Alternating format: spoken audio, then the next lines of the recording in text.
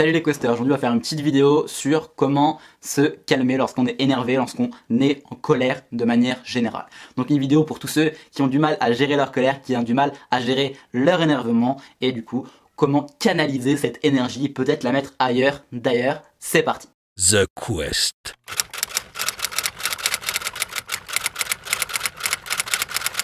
Pourquoi du coup on va gérer cet énervement? C'est quoi l'intérêt de gérer cette colère? Principalement, ça va être pour ne pas, dans la précipitation, dire des choses ou faire des choses qu'on pourrait regretter par la suite.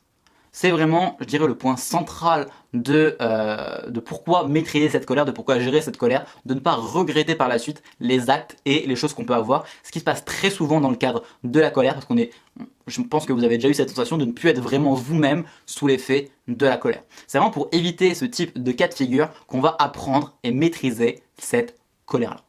Comment on va faire concrètement pour gérer et maîtriser cette colère? En amont, ce qu'on peut faire, c'est déjà repérer les différentes patterns, les différents indicateurs qui vous montrent qu'on rentre dans une escalade de colère, dans une escalade d'énervement avec la personne qui vous génère cette colère-là, parce qu'en général, c'est une personne qui génère cette colère, ou en tout cas, la discussion avec une personne qui peut générer votre colère. C'est rarement seul qu'on rentre dans un état de colère, un état d'énervement, et c'est rarement sans raison, en tout cas sans raison liée à une autre personne. Alors, donc, repérez déjà les patterns, les indicateurs par rapport à cette escalade d'énervement. Et une fois que vous avez repéré ça, vous allez simplement sortir de la discussion avant même que l'énervement, que la dispute commence. Pour les prochaines disputes, j'entends.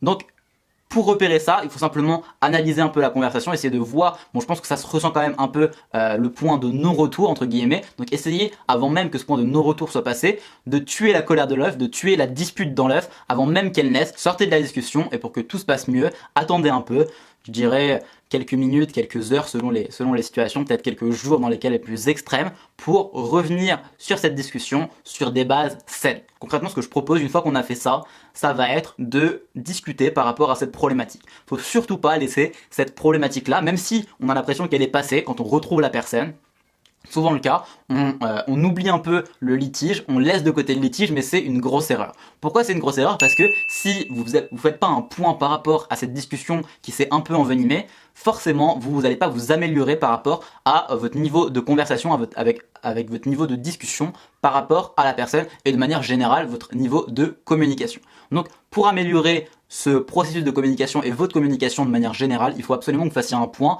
avec la personne pour comprendre pourquoi il y a eu cette escalade de colère, d'énervement des deux côtés.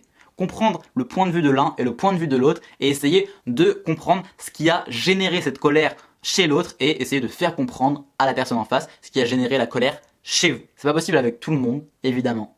C'est aussi pour ça que c'est important de choisir correctement son entourage, mais si vous avez justement fait cette étape en amont de choisir correctement votre entourage, normalement il n'y aurait pas de problème et vous pourrez discuter, surtout si les deux parties sont ok pour ça, de vos points de convergence pour trouver une solution ensemble et pas dans le feu de l'action, pas dans le feu de la colère, mais dans une ambiance saine et apaisée.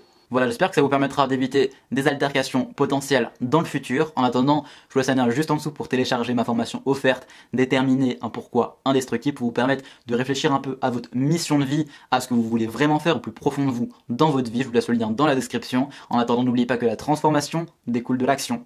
Alors agissez, c'était Gotha, à demain, ciao.